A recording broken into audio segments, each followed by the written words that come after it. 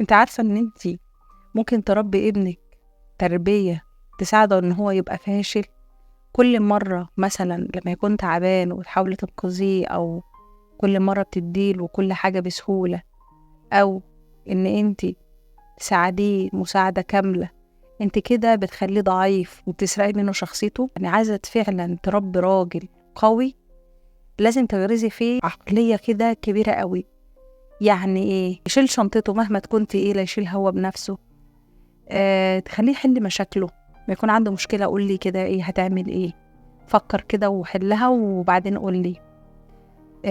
تخليه مثلا يروح الجيم في سن صغير، تخليه يعمل تمرينات في البيت، تخليه مثلا يطلع مرتفعات، تخليه يعمل ألعاب مثلا قتالية، تخليه مثلا يربط التعب بالفرح. الرياضات القتالية مش عشان خاطر يتعلم الضرب أو إن هو يأذي حد، لا، بس عشان خاطر يعرف يعني إيه تواضع، شجاعة، إن هو عنده القوة اللي يقدر يحمي بها نفسه. ومع ذلك أنا مش هأذي حد، بس عشان خاطر إن أنا أقدر أدافع عن نفسي، وأنا في نفس الوقت أقدر أساعد اللي حواليا بالقوة دي. بيقدر يتحمل الخسارة والمنافسة، ويقدر يتحمل السقوط. مش لازم كل حاجة أديله المكافأة بتاعتها فوري، لأ، ممكن استنى، ممكن اقول له لأ، ممكن اقول له بعدين، عادي خالص.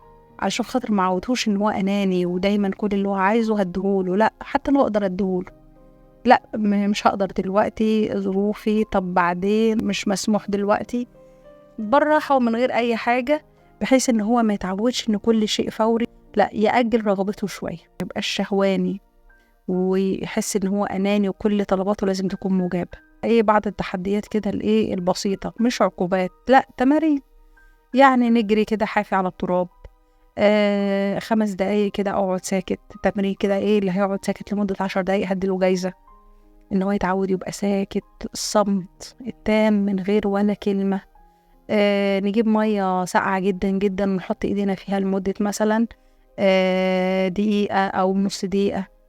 اللي هيحط ايديه اكتر هو ده اللي هيبقى مثلا فايز.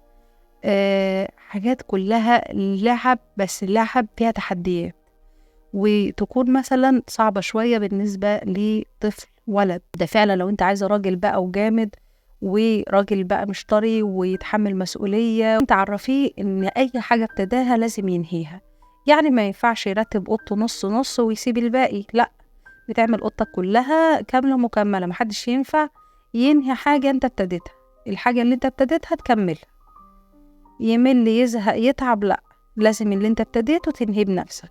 نقعد بقى نقول له قصص كتير بقى، قصص ناس اتألموا وصمدوا، وقصص لطيفة بتاعت أبطال تعبوا في حياتهم وفي الآخر نجحوا وبقوا حاجة كبيرة.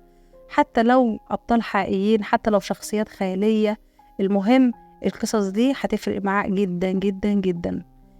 خصوصا قبل النوم، ممكن نعمل خيمة ننام في الخيمة، ممكن نفرش أي حاجة وننام في أي مكان. مثلا جالنا ضيوف واحنا مثلا نفرش في مكان تاني وننام. يتعود تحت أي ظروف أو تحت أي وضع أنا هنام. تحطيني مثلا إن أنا أتغرب، ممكن الظروف تحطيني مثلا إن أنا أشتغل في مكان مش مريح.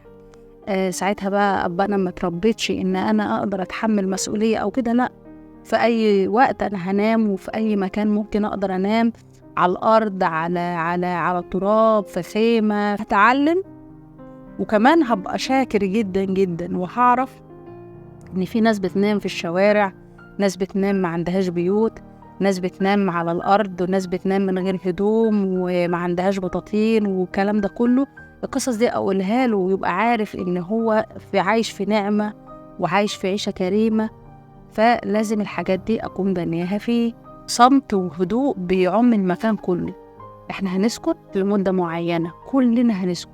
الصمت ده في حد ذاته، من غير ما اتفرج على حاجة، من غير ما اسمع حد، من غير ما اتكلم، من غير ما اقول اي حاجة، في حد ذاته ده بيخليه يسمع نفسه ويحس بمشاعره ويعرف ازاي يرتب افكاره. ما اقعدش بقى انتقد فيه لو غلط، لا، بالعكس. انت غلطت، يبقى انت استفدت ايه من الغلط اللي حصل؟ طب انت اتعلمت ايه من اللي حصل؟ يعرف ان الغلط ده دايما مش فشل، ده دروس بنتعلم منها. اتعلمنا منها ايه عشان المرة الجاية ما نكررهوش. هي دي التربية يا جماعة، هي دي التربية، إنك انتي تخليه يتعلم التحمل والتركيز والمقاومة. ده هو انت طالع في ظروف وفي مجتمع وفي حياة تكون قد الظروف دي مهما تكون، وتكون قد الشيء مهما يكون. تبني راجل صلب حنون وجواه كل المشاعر الجميلة، بس في نفس الوقت قادر يتحمل ويتكيف مع كل الظروف وكل الأفراد اللي في المجتمع. أشوفكم على خير، والسلام عليكم ورحمة الله وبركاته.